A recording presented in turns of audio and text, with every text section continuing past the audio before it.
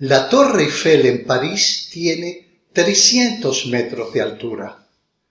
El Kremlin de Moscú tiene 28 hectáreas. La CN Tower de Toronto, Canadá, 553 metros. Y el Morro de los Tres Reyes Magos de La Habana, 30 metros de altura.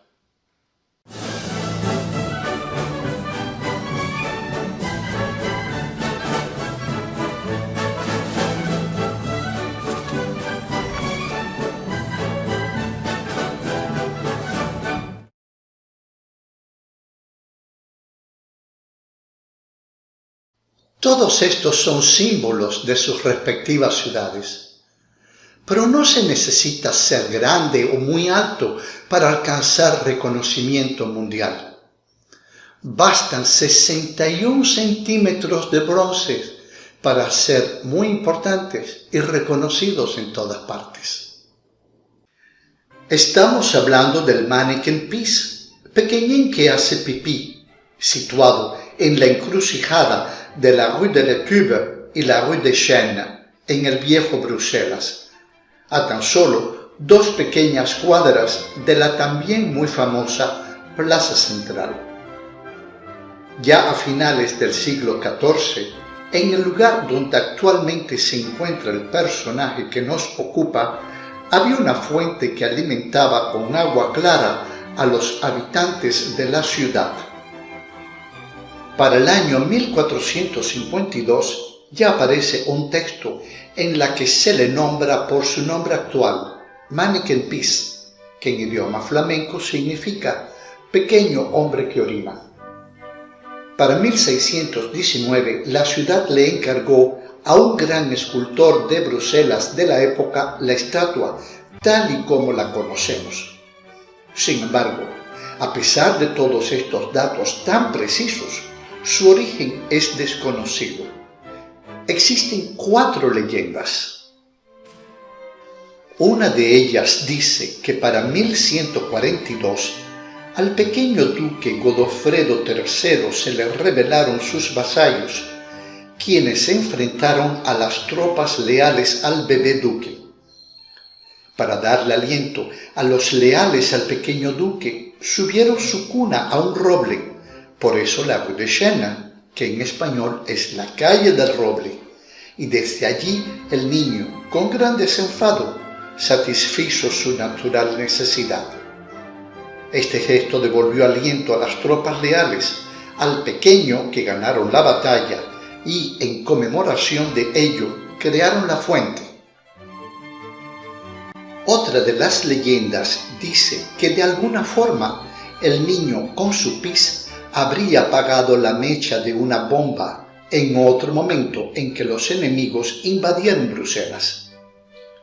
La tercera leyenda nos dice que el niño venía a orinar a la puerta de la casa de una bruja. Ella, ofendida, lo convirtió en estatua, pero acto seguido un santo hombre cambió la estatua en cuestión por el niño para que no sufriera tan cruel castigo. Hoy en día es la 4ª leyenda la que parece más real y nos habla de un rico mercader de Bruselas cuyo hijo se escapó de la casa y se perdió.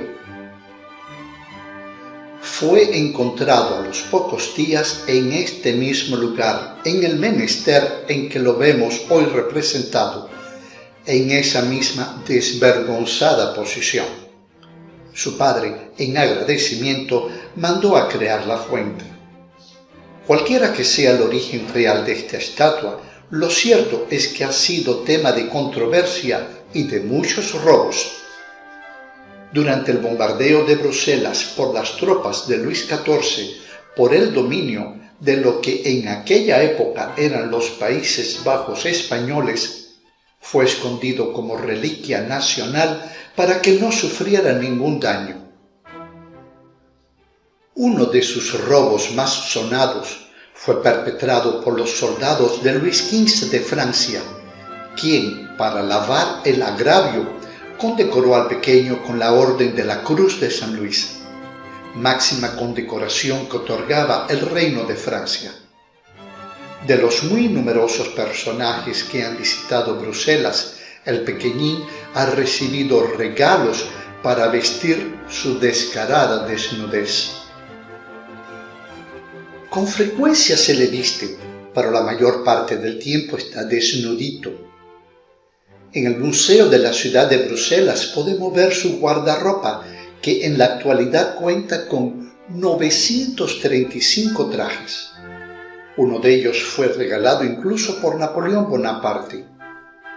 Como forma de protesta, de 1940 a 1944, años que duró la ocupación alemana a Bélgica durante la Segunda Guerra Mundial, nunca fue vestido el Manneken Pis.